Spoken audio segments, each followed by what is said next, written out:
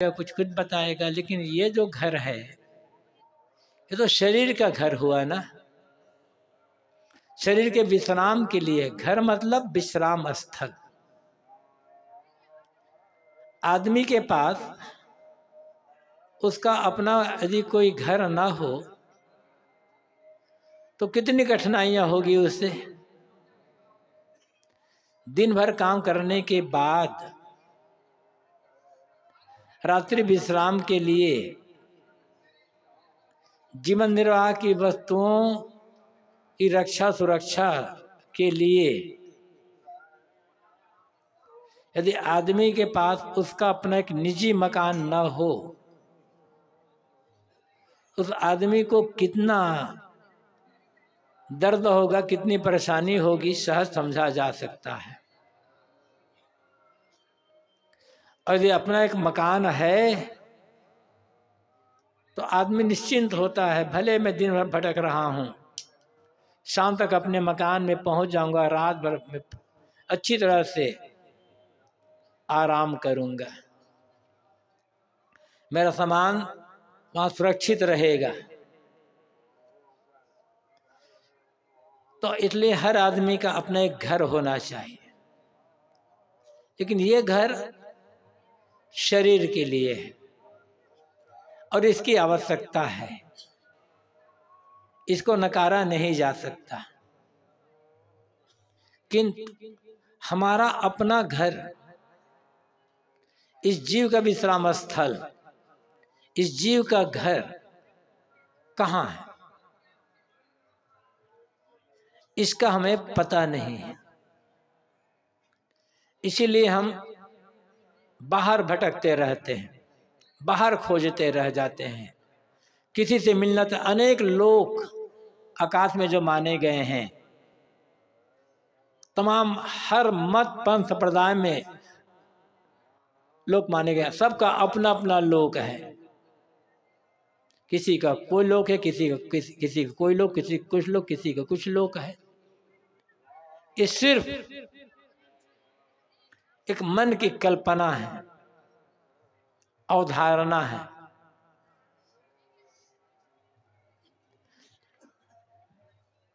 तो कहाँ जाकर विश्राम होगा, वो कहानी याद आ गई। गुरुदेव जी अक्सर कहा करते थे, एक युवक भगवान दर्शन करने के लिए भटक रहा था, अनेक संतों महात्माओं के पास गया, कहा कि आप मुझे भगवान दर्शन करा दो। संत महात्मा कहते कि अभी तक तो हमें भगवान दर्शन नहीं हुए हैं, तुम्हें कहाँ से करवा दें, कैसे करवा दें। भटकता रहा, निराश उदास हो गया।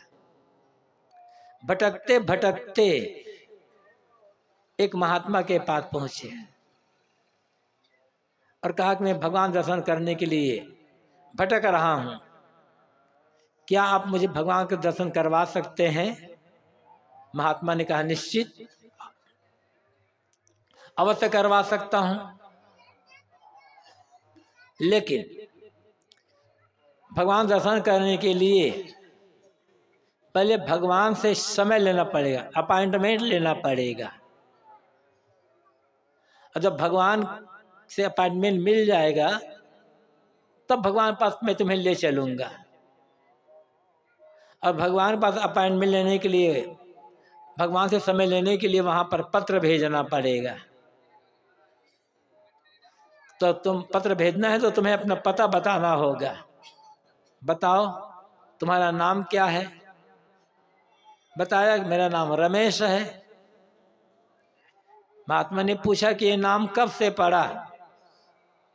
कहा, जन्म से तो कोई नाम होता नहीं है, जन्म लेने के बाद पहले तो कुछ ऐसा रहता है, फिर एक नामकरण संस्कार होता है। जिस दिन जन्म होता है उसी दिन नामकरण संस्कार नहीं होता। अब आजकल थोड़ा समझ सिस्टम बदल गया है। जब नामकरण संस्कार होता है तब नाम रखा जाता है। महात्मा ने कहा, ये नाम तो बीच में रखा गया, और बीच का रखा नाम नकली होता है, असली नाम बताओ। तो युवक ने कहा तो फिर मेरा असली नाम क्या है? महात्मा ने कहा तो तुम जानो, मुझे क्या पता। अरे जो तुम्हारा नाम है, शरीर का नाम है, तुम्हारा नाम क्या? युवक ने कहा मुझे पता नहीं। फिर कहा अच्छा तुम रहते कहाँ हो? कि यही प्रयागराज में प्रीतमनगर कॉलोनी में रहते हैं। कि कब से रहते हो? कि जन्म से रहते हैं। जन्म के पहले कहाँ रहते थे? ये तो मुझे पता नहीं। इसका मतलब महात्मा के इसका मतलब तुम्हारा पता भी गलत है। हम और आप जहाँ रहते हैं जन्म के बाधित रहते हैं। महात्मा लोग तो जहाँ जन्म लिए वो गांव भी छूट गया, वो घर भी छूट गया, अब अलग जगह रहते। आप लोग अपने अपने घर से आए हो तो आप लोग कह सकते हो कि हम तो जन्म सिद्ध गांव में रहते हैं, हमारा जन्मसिद्ध अधिकार है। लेकिन हम लोग नहीं कह सकते हम जन्म से प्रयागराज में रहते हैं। यहाँ तो कोई 18 साल बाद आया, कोई 20 साल बाद, कोई 24 साल बाद, कोई किसी और के बाद आया है। तो यहाँ आने के पहले और जन्म के पहले कहाँ रहते थे? कोई पता होगा? पता नहीं है। मतलब प्रीतमनगर प्रयागराज भी नकली पता है। शरीर का नाम भी झूठा है और शरीर के जो पता लिखते हैं, हम पूछते हैं भाई आपको पता का प्रमाण दो, आधार कार्ड देते हैं। जन्म पहले का कोई आधार कार्ड है या नहीं है? तो फिर क्या पता हुआ? फिर ये तो झूठा हुआ। हमारे पास जो आधार कार्ड है, वोटर आईडी, ये सब झूठ है। ये क्योंकि ये बीच में बने हैं। आपका जो वोटर आईडी है, जो सब प्रमाण माना जाता है, 18 साल की उम्र में बना, उसके पहले का पता क्या हुआ? तो वास्तविक पता हमें जानना की आवश्यकता है ना। सदगुरु कबीर कहते हैं कबीरा तेरो घर कंदरा में। ऐ कबीरा, ऐ लोगों, तुम्हारा जो वास्तविक घर है, सच्चा घर, वो कंदरा में है। कंदरा गुफा। और ये जिस गुफा में हमारा घर है, जिस गुफा में हमें आराम मिलता है, जिस गुफा में जाकर मन को पूर्ण विश्राम मिल जाता है, वो गुफा किसी पर्वत पहाड़ की गुफा नहीं है। वह गुफा है हृदय गुफा। इसलिए चेतन आत्मा को, इस जीव को कहा जाता है हृदय निवासी। हृदय निवासी भी कहने का तरीका है। जी को पता तो अपने आप में, लेकिन समझाने के लिए कहा जाता है हृदय निवासी। हम लोग कहते हैं भाई अपने दिल से पूछो, ये मेरे दिल की आवाज है, मेरे अंतरात्मा का आवाज है। मतलब हृदय में, दिल में इस जीव का निवास माना जाता है। जब मन सब तरफ से समेट करके, सब तरफ से लौट करके अंतर्मुख हो जाता है। साहब ने कहा जब तक दिल पर दिल रहे तब तक सब सुना। जब तक दिल पर दिल नहीं होगा, दिल पर दिल होने का अर्थ क्या है? मन का पूरी तरह से अंतर्मुख और शांत हो जाना। हमारा दिल पर दिल नहीं है। किसी का मन कहीं भटक रहा है, किसी का मन कहीं भटक रहा है, किसी का मन कहीं भटक रहा है, किसी का मन कहीं भटक रहा है। ये मन का भटकाव दूर होना चाहिए। ज्ञान क्या है? बहुत जानना ज्ञान नहीं है, जानना जानकारी है। और जानकारी या ज्ञान तब काम आएगा जब हमारा मन का भटकना बंद हो। साधु है या गृहस्थ है, बात साधु गृहस्थ की नहीं है। जिसका मन भटकना छोड़कर, जिसका मन बाहर दौड़ना छोड़कर एकाग्र हो गया, अंतर्मुख हो गया, आत्मलीन हो गया, वह ज्ञानी है। भले वो गृहस्थ है और अनपढ़ है, तो क्या फर्क पड़ता है? और यही ज्ञान हमें पाने की आवश्यकता है। इस ज्ञान के बिना, ये जो विशुद्ध आत्मज्ञान है, जिस ज्ञान का परिणाम होता है मन का भटकना, छोड़ करके अंतर्मुख हो जाना, वही सच्चा ज्ञान है। और इसी ज्ञान से ही मुक्ति मिलेगी, कल्याण होगा, दुख की निवृत्ति होगी। तो कबीरा तेरो घर कंदरा में साहब कहते तुम्हारा जो घर है, तुम्हारा विश्राम स्थल है, तुम्हें पूर्ण विश्राम मिलेगा जब तुम्हारा मन भटकना छोड़कर अंतर्मुख हो जाएगा। तो इस जीव को कहीं खोजना नहीं है, परमात्मा को कहीं खोजना नहीं है, ईश्वर ब्रह्म को बाहर कहीं खोजना नहीं है। अब कहीं भी भटक रहा, कहीं पूरी दुनिया में कहीं चले जाओ,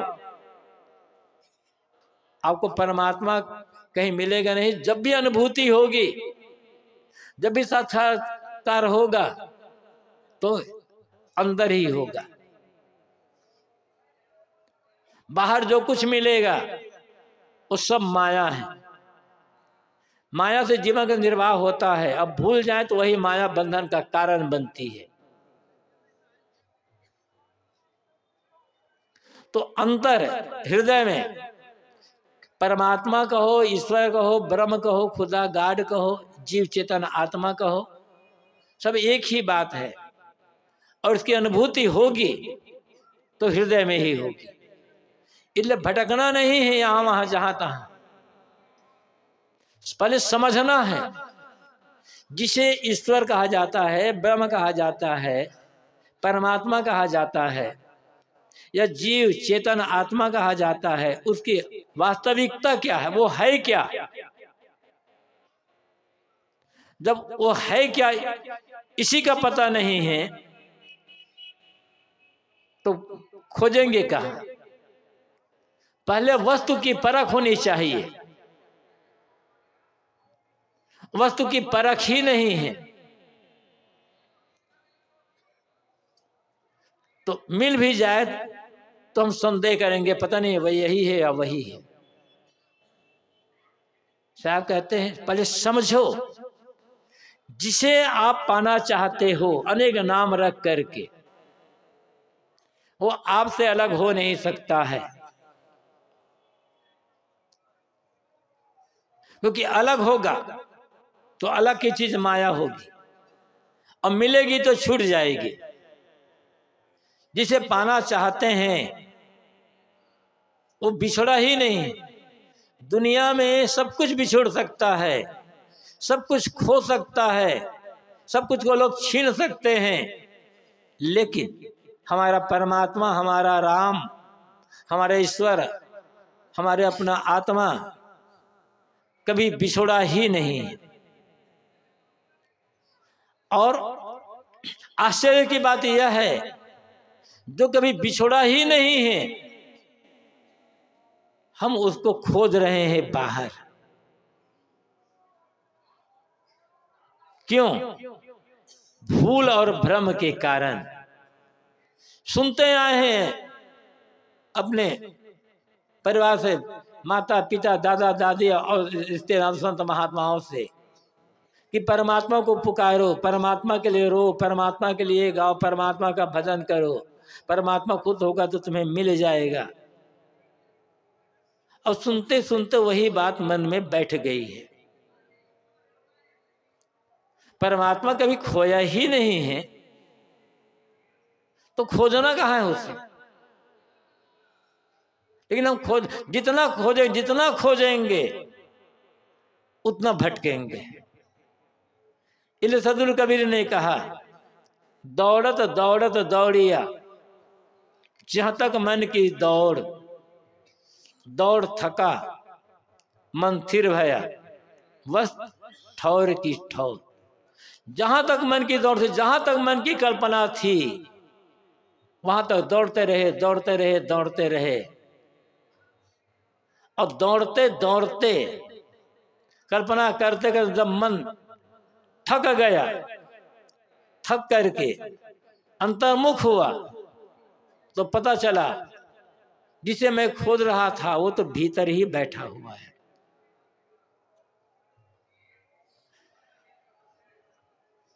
जिसे हम पाना चाहते होते हैं वो है भीतर, खोजते हैं बाहर। तो जो वस्तु भीतर है वो बाहर कैसे मिलेगी, समझना है बस। सदगुरु कबीर कहते हैं, कबीरा तेरो घर कंदरा में, ऐ लोगों तुम्हारा जो घर है, तुम्हारा जो विश्राम स्थल है, तुम्हें जो शांति मिलेगी वो भीतर हृदय गुफा में तुम्हें शांति मिलेगी। यह जग रहत भुलाना, लेकिन पूरा संसार भूला हुआ है। पूरा काल से ये कहा गया है, जिसे खोजते हो वो बाहर नहीं, गुफा में ही बैठा है। हाँ, कबीर साहब तो गुफा में कहते हैं, और उसकी दूसरी साखी भी है, और तरीका अलग अलग है। जो तिलमाही तेल है, जो चकमक में आग, तेरा साईं तुझ में जाग सके तो जाग। कस्तूरी कुंडल बसे मृग ढूंढे बनवाए, ऐसे घट घट राम दुनिया जानत ना है। घट में है, खोजते हैं बाहर। गौतम तुलसीदास जी जो बराबर राम को पुकारने को कहते हैं, अयोध्या वाला जो राम है उसको कहते हैं वही परमात्मा है। और वो जब अयोध्या वाला जो राम मिल जाएगा तब कल्याण होगा, ऐसा कहने वाले गौतम तुलसीदास जी ने भी अंत में कहा, घट में है सूझे नहीं, लानत ऐसे जिंद, तुलसी या संसार को भयो मोतिया बिंद। घट में है, हृदय में विराजमान है, लेकिन लोगों को सूझता नहीं है। क्यों? अज्ञान, विषयों की आसक्ति, देहाभिमान, इनके कारण से हमारा परमात्मा जैसे मान लो खो गया है, ढक गया है। तीन आवरण है, अज्ञान है, विषयासक्ति है और अहंकार है। और ये तीनों जब तक दूर नहीं होगा, चाहे नाम जप करके दूर करो इन्हें, चाहे मंत्र जप करके करो, चाहे माला फेर कर करो, चाहे गंगा नहा करके करो, चाहे तीर्थाटन करके करो, चाहे सत्संग करके करो, चाहे ध्यान साधना करके करो।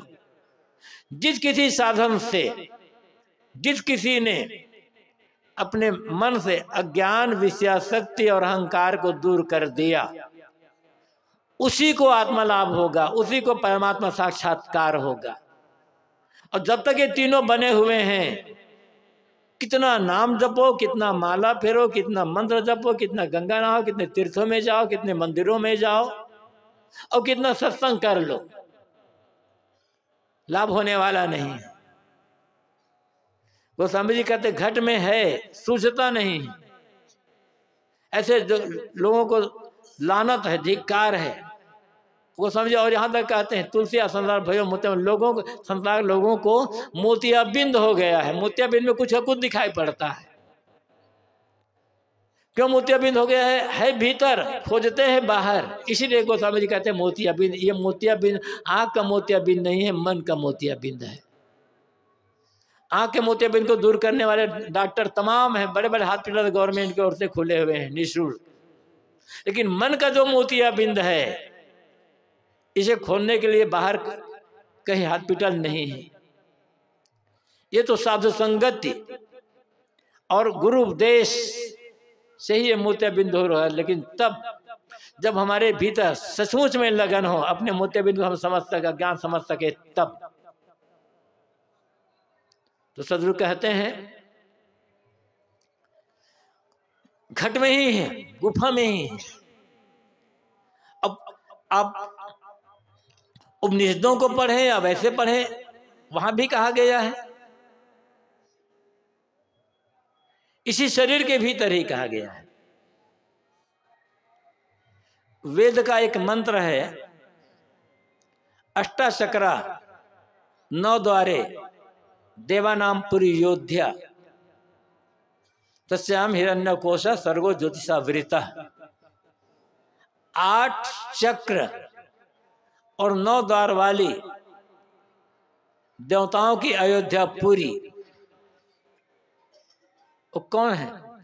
ये शरीर। शरीर के लिए कहा, ये बाहर अयोध्या के लिए नहीं कहा गया है। 8 चक्र है, मूलाधार, स्वाधिष्ठान, मणिपुर, अनाहत, विशुद्धि, आज्ञा, सहस्रार सुरति कमल, ये 8 चक्र हैं, माने गए हैं।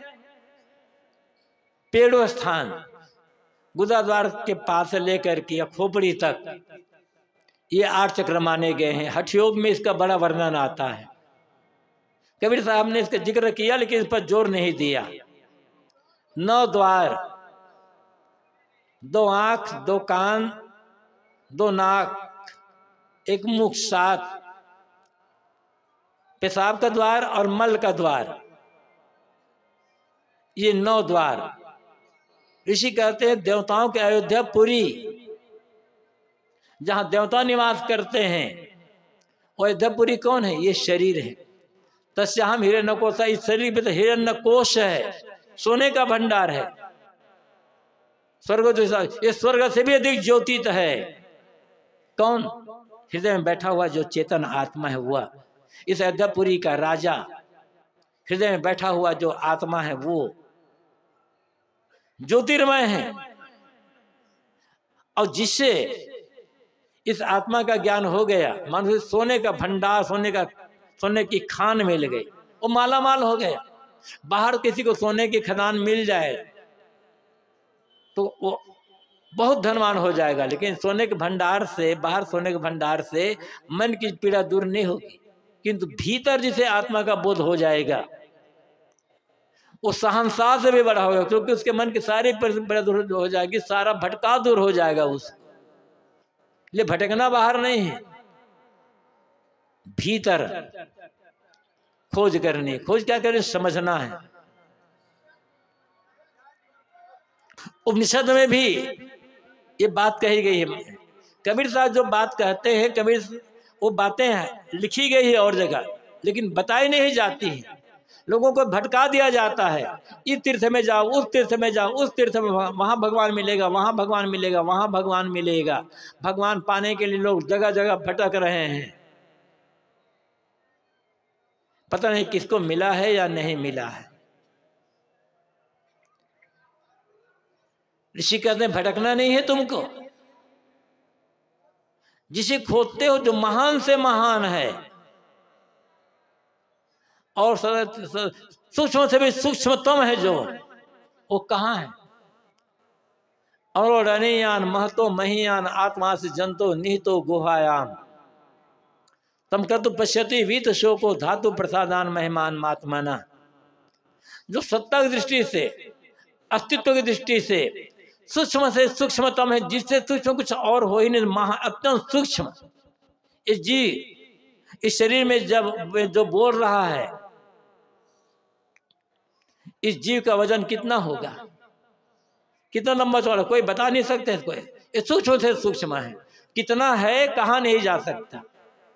वो हम ही हैं, लेकिन जीव के स्वरूप का वर्णन किया नहीं जा सकता, हो ही नहीं सकता है। इसलिए कहते हैं, ऋषि कहते हैं अस्तित्व दृष्टि से देखा जाए तो सूक्ष्मतम है वह, उससे सूक्ष्म कुछ और है ही नहीं। लेकिन गुणों की दृष्टि से देखें तब महतो महियान, महान से वे महान है। ये जितने मत पंथ संप्रदाय हैं उनका चलाने वाला, जितने ग्रंथ आदि बने हुए हैं दुनिया में, जितनी किताबें बनी हैं, चाहे नाम कुछ भी ले लो, उनको लिखने वाला, ज्ञान विज्ञान का अन्वेषण करने वाला, कला कौशल का अन्वेषण करने वाला, आविष्कार करने वाला, तमाम प्रकार के आत्मा परमात्मा व्याख्या करने वाला कौन है? हमारे और आपके भीतर बैठा हुआ जो चेतन जीव है वही है। कहाँ है वो? आत्मास्य जंतो निहितो गुहायाम। निहित है, छिपा हुआ है। किसमें? गुहा में। किसमें? आत्मा प्राणियों के हृदय गुफा में छिपा हुआ है। कबीर साहब ये बात कहते हैं, कबीरा तेरो घर कंदरा में, तुम्हारे घर रूपी, तुम्हारे हृदय रूपी कंदरा में तो तुम्हारा परमात्मा है, तुम्हारा निवास हो रहा है। अनुभव में क्यों नहीं आता है? और अनुभव कौन करेगा? 3 शर्तें यहां ऋषि बताते हैं। तम कर्त पश्यति वीत शोको। पश्यति देखता है। कौन देखता है? जो अक्रूत हो गया है और वित शोक हो गया है। अकृत होने का मतलब कर्म करना किंतु कर्मों में लिपायमान न होना, कर्म करते हुए भी कर्म फल की इच्छा न कर, निष्काम रहना। सेवा तो करना पड़ेगा। ये शरीर कर्म प्रधान शरीर है, हम कर्म न करें तो हमारा शरीर ही रोगी हो जाएगा, हमारे लिए भार स्वरूप हो जाएगा। इसलिए काम करना है। एक सूत्र है, कहा गया है, जितना ज्यादा आराम उतनी जल्दी मौत। जो आदमी परिश्रम से, कर्म से घबराता है वो भौतिक विकास तो कर ही नहीं पाता, शरीर को जल्दी रोगी बना ले सकता है। कर्महीन शरीर जल्दी रोगी होता है और जल्दी मरता है। इसलिए समय सत्य के अनुसार से हर व्यक्ति को कर्मशील होने की आवश्यकता है, सेवापरायण होने की आवश्यकता है। लेकिन कर्मशील सेवापरायण होते हुए भी अक्रुत रहना है, मतलब कर्म फल की इच्छा नहीं करना है, निष्काम होकर ये करना, जब जो मिल जाए बहुत उसमें तृप्त हो जाना है। ऐसा जो व्यक्ति होगा कर्म करते हुए भी कर्म फल की इच्छा को जो छोड़ देता है, केवल सेवा दृष्टि से काम करता, मुझे क्या मिलेगा, क्या मिल रहा है, इस बात पर जो ध्यान नहीं देता है, बिल्कुल निष्काम, जब जो मिल जाए, कम मिले तो ज्यादा मिले तो हमेशा प्रसन्न रहने वाला है। इसीलिए साहब ने कहा है कर्म करे और रहे अकर्मी। कर्म करते हुए भी अकर्मी। साहब ने कहा कर्म करो, साहब ये नहीं कहते कि कर्म छोड़ दो। दुनिया के कोई संत नहीं कहते कि कर्म छोड़ दो। कर्म से ही इस दुनिया में इतनी जो मंगलमयता दिखाई पड़े, दुनिया में इतनी जो सुंदरता दिखाई पड़ रही है, कर्म परिणाम है। इतना बड़ा कुंभ मेला लगा हुआ है जहां हम और आप बैठ करके सत्संग चर्चा, ज्ञान चर्चा कर रहे हैं। ऐसे थोड़े बन गए, महीनों तक सैकड़ों हजारों लोग, अफसर, कर्मचारी, मजदूर, ठेकेदार, ये सब लोग महीनों तक परिश्रम किए, कर्म किए हैं, तब हमारे लायक ये मेला क्षेत्र बसने लायक, रहने लायक, चलने फिरने लायक हुआ है। ऐसे नहीं हो गया। ये हजारों हजारों लोगों की तपस्या का परिणाम है। रात में 12 बजे, रात 2 बजे, 4 बजे रात तक लोग काम करते रहे हैं, और हम ठंडी में रजाई कर जब सो रहे थे तब काम हो रहा था। तो कुंभ मेला ऐसा थोड़े बना है, हजारों हजारों लोगों की तपस्या का परिणाम है। तपस्या का यही तो है कर्म। ठंडी गर्मी, ठंडी और आदि की परवाह किए बिना रात भर काम करना, तब तो ये अवसर मिला है। इसलिए हर आदमी को जब जहां रहे वहां अपने ढंग से कर्मशील होने की आवश्यकता है, और वहां की व्यवस्था में सहयोग करने की आवश्यकता है। हम कहीं भी हम जाए, कहीं भी हम जाए, जहां रहे कुछ सेवा का काम कर दें। इसे शरीर स्वस्थ रहेगा, लोगों को मन प्रसन्नता रहेगी, और वहां की व्यवस्था में सहयोग करें। व्यवस्था में सहयोग नहीं कर पाते हैं तो व्यवस्था बिगाड़ने का काम न करें, व्यवस्था को अव्यवस्था बनाने का काम न करें। तो बात यह है, अक्रुत होने का मतलब क्या है? कर्म करे और अकर्मी, कर्म करते भी अकर्मी हो जाना, पूरा अपनी ओर से जो बन सके डूब करके कर्म करना। लेकिन मुझे क्या मिल रहा है, क्या मिलना चाहिए, इस बात पर ध्यान न देना। जो जब जितना मिल जाए उसमें तृप्त रहना। ऐसा जो व्यक्ति होगा वह विद शोक हो जाएगा, उसके जीवन में भी शोक नहीं होगा। इच्छा, तमाम इच्छा कामनाओं से घिरे रहोगे, जितना चाहते हो उतना नहीं मिला तो दुखी होगे, रोगे, शिकायत करोगे, क्रोध करोगे। विद शोक बड़ा से बड़ा नुकसान हो जाए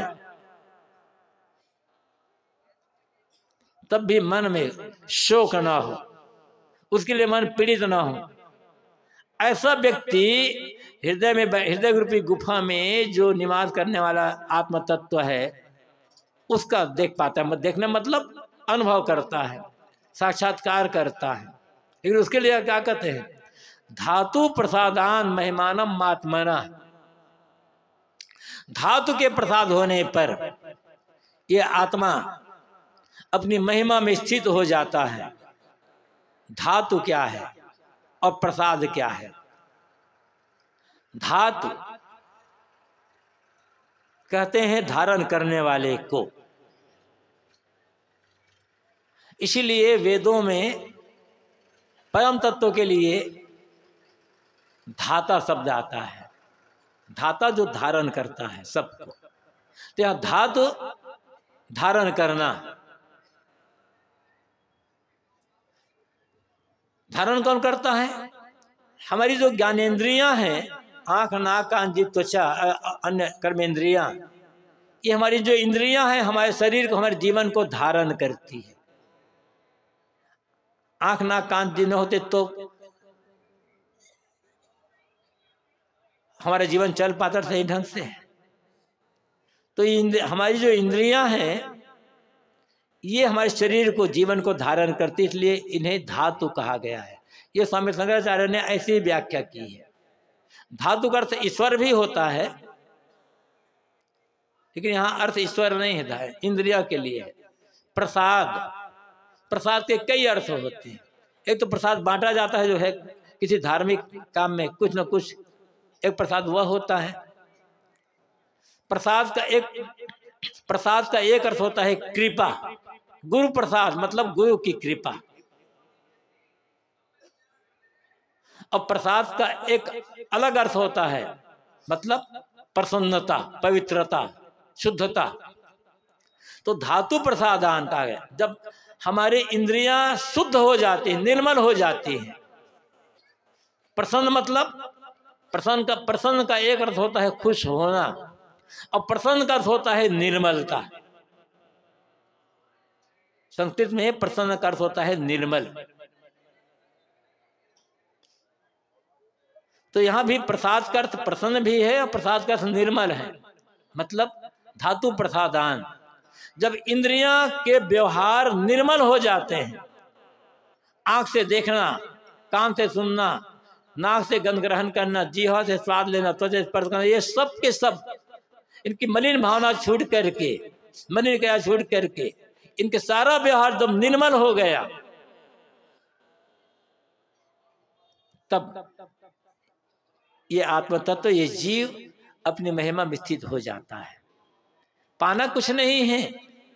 सोचे कि हमें बाहर हम कुछ करेंगे, हम साधना करेंगे, ध्यान करेंगे, चिंतन करेंगे, तपस्या करेंगे, हमें कुछ बाहर से परमात्मा मिल जाएगा। मिलेगा कुछ नहीं, मिला मिलाया है। मैं शुरू कहा था परमात्मा खोया नहीं है। जब खोया ही नहीं तो खोजने की जरूरत क्या है? खोया ही नहीं तो मिलेगा क्या? मिला मिलाया है, अनुभव करना है उसका। और अनुभव करने के लिए क्या करना है? बस एक कहा, अकृत होना है, कर्म प्रपंचों से ऊपर उठ जाना है, निष्काम कर्म कर देना है, शोक से ऊपर उठना है, और निर्णय सारे व्यवहार को पवित्र निर्मल बना करके रखना है। तब ये अपने आप हो जाएगा। श्री राम रहस साहब एक महान संत हुए हैं कई पंथ में। उनकी महत्तम पुस्तक है पंच ग्रंथी, जिसे बीजक की भावात्मक टीका मानी जाती, टीका कही जाती है। उसमें उन्होंने कहा है, प्राप्त जीव इच्छा नहीं केवल हंत छुड़ाओ, निज स्वरूप रखी दयायुत दीन जान अपनाओ। प्राप्त जीव को कुछ प्राप्त नहीं करना है, पाने की इच्छा नहीं करना है। प्राप्त जीव इच्छा नहीं, जीव को कुछ पाने की इच्छा नहीं करना। जो जिसकी इच्छा करेंगे वो माया की चीज होगी, संसार की चीज होगी, इंद्रियों से पकड़ने में आएगी, मिलेगी तो छूट जाएगी। इसलिए कुछ पाने की, कुछ देखने की, सुनने की, खाने की इच्छा नहीं करने की आवश्यकता नहीं। वो तो सहज होता रहेगा अपने आप कर्म करते रहने से। तो साहब कहते हैं पाने की इच्छा मत करो, जिसे पाना चाहते हो मिला मिलाया है। पाने की इच्छा छोड़ दो। तो जिसे पाना चाहते हो अनुभव आ जाएगा, वो तो पहले से मिला मिलाया है। जब यहाँ आश्रम जहाँ है पुराना आश्रम प्रीतम नगर, गुरुदेव जी के साथ वहाँ संतों का निवास होता था, तब की बात है। एक सज्जन, एक यहीं के इंटर कॉलेज में लेक्चरर थे, बड़े सरल थे, शांत थे, मनोविज्ञान पढ़ाते थे।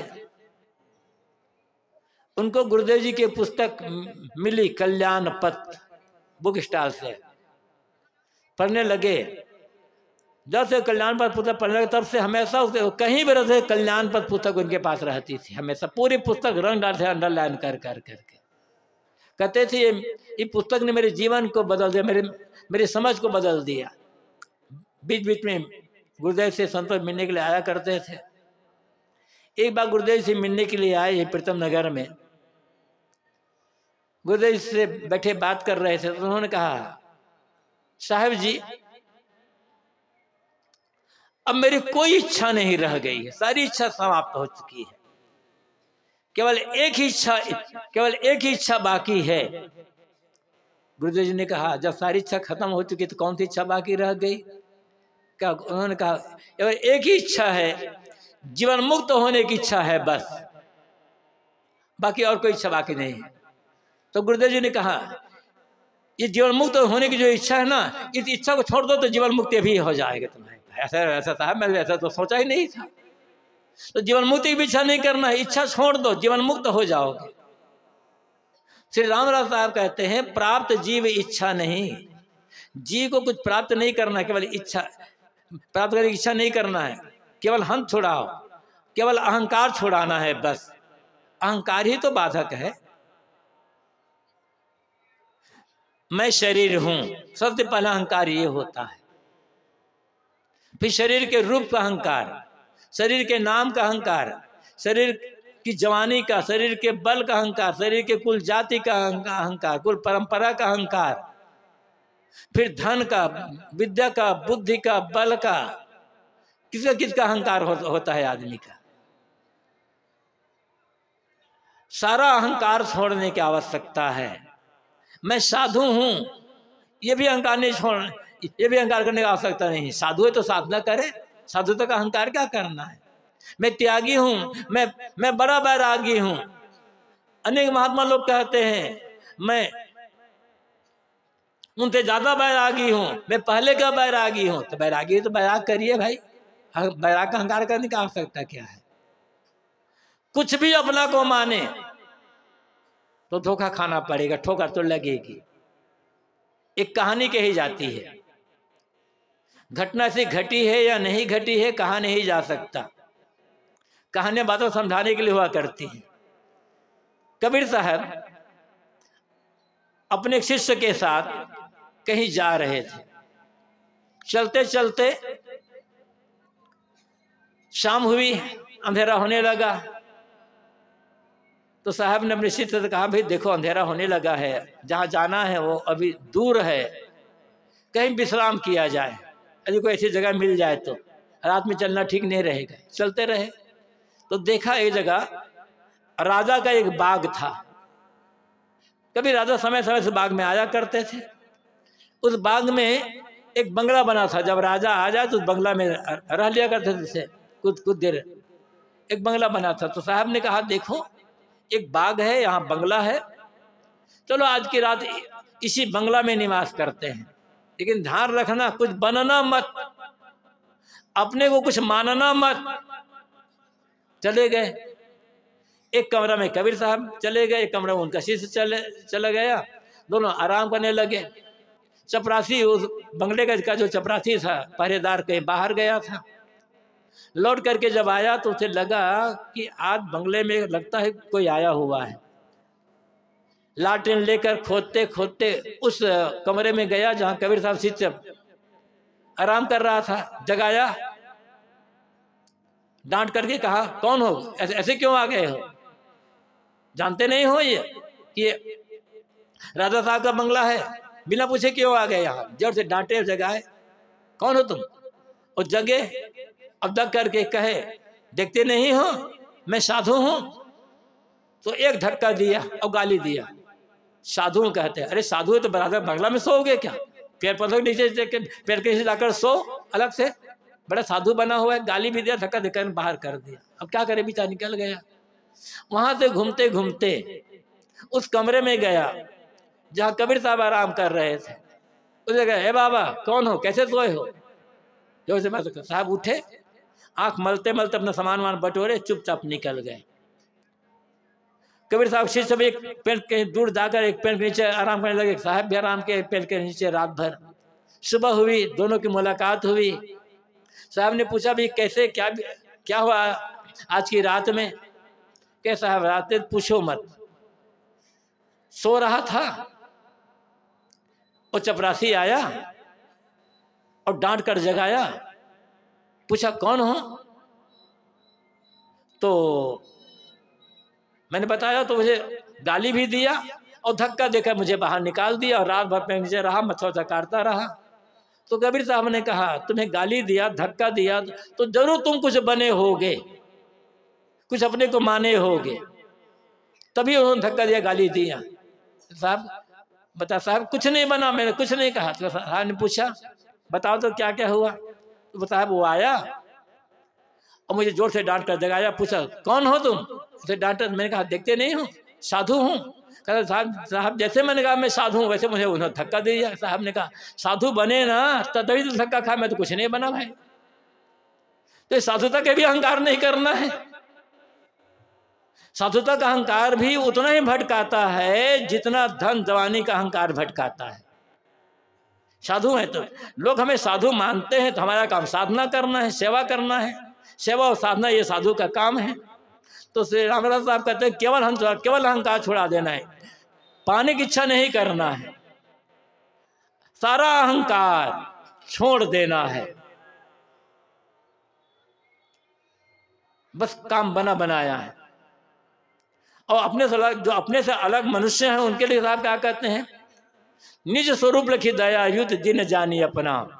अन्य मनुष्यों को अपने समान जान करके, निज स्वरूप अपने समान सजाती बंधु जान करके उनके साथ दया का व्यवहार करो। ऐसे समझो कि वे दीन बने हुए हैं अपने मन की इच्छा कामना वासना के कारण, आदतों के कारण। हर आदमी दिन बना हुआ है, हर आदमी गुलाम बना है। किसका गुलाम? अपने मन की जो इच्छा कामना अहंकार वासना, इनका गुलाम बना हुआ है। तो हर आदमी, जो आदमी गुलाम है, जो दीन है, वो दया का पात्र है, घृणा और उपेक्षा का पात्र नहीं है। ऐसा आप कहते हैं, मानव मात्र के साथ दया का व्यवहार करो, प्रेम का व्यवहार करो, सेवा का व्यवहार करो, और सब तरफ से अपने मन को के अहंकार को मिटा दो। पाना कुछ नहीं है, और जिसे पाना चाहते हो, जिसे खोदना चाहते हो, वो तुम्हारे हृदय गुफा में ही बैठा हुआ है। अब वो तो खुद तुम ही हो। साहब इस एक पंक्ति में कह देते हैं, कबीरा तेरो घर कंदरा में यह जगत रहत भुलाना। ऐ कबीरा, ऐ लोगों, तुम्हारा जो विश्राम स्थल है दुनिया में कहीं बाहर नहीं। ये शरीर, दुनिया का जो विश्राम स्थल है शरीर के लिए है, जीव के लिए नहीं है। ये कल्पना मत करना, ये भ्रम मत करना कि मुक्त होकर के जीव किसी लोकांतर में जाएगा, वहाँ कोई धाम है, वहाँ कोई बैठा हुआ उसमें मिल जाएगा। ये मिलने मिलाने की बात माया की बात होती है। न मिलना है न मिलाना है, केवल अपने आप शुद्ध आत्म तत्व रह जाना है। लेकिन दुनिया के लोग भूले हुए हैं। जैसे आदत बनी है बाहर चीज़ों को पाने की, ऐसे समझते हैं ऐसे मोक्ष मिलेगा, परमात्मा मिलेगा। समझ नहीं पाते, यदि मोक्ष परमात्मा बाहर से मिलेगा तो वो भी माया है, पाना कुछ नहीं है। पाने का जो अहंकार है, पाने के जो कुछ पाया हुआ है उसका जो अहंकार है, और पाने की जो इच्छा है, इच्छा और अहंकार मिटा दें तो हृदय गुफा में बैठा हुआ जो चेतन आत्मा है उसका अनुभव हो जाएगा, वो हम ही हैं। इसलिए साहब कहते हैं, अपने मन को बाहर मत भटकाओ, मन को किसी प्रकार से घुमा करके अंतर्मुख कर लो, तो जो खोज रहे हो, जो पाना चाहते हो, तुम ही हो। वही तुम्हें हृदय, तुम्हारा मन अंतर्मुख होकर हृदय में स्थित हो जाएगा तो पूर्ण विश्राम मिल जाएगा। और ये मानव जीवन में हम जो कुछ कर सब के सब सफल हो जाएगा। इसलिए भटकना नहीं है, समझना है, और समझ करके सेवा, सत्संग, स्वाध्याय, संयम, साधना के पथ पर चल करके मन की बहिर्मुखता हटाकर अंतर्मुख कर देना है। बस मन अंतर्मुख हुआ, जिसे पाना चाहते हो वो मिल जाएगा। ये साहेब का, सदगुरु संतों का हमारे लिए उपदेश है, आदेश है। हम इसी पर चलने की आवश्यकता है। आप सबको बहुत बहुत धन्यवाद। अपनी वाणी को यहीं पर विराम। बोलिए सदगुरु कबीर साहेब की।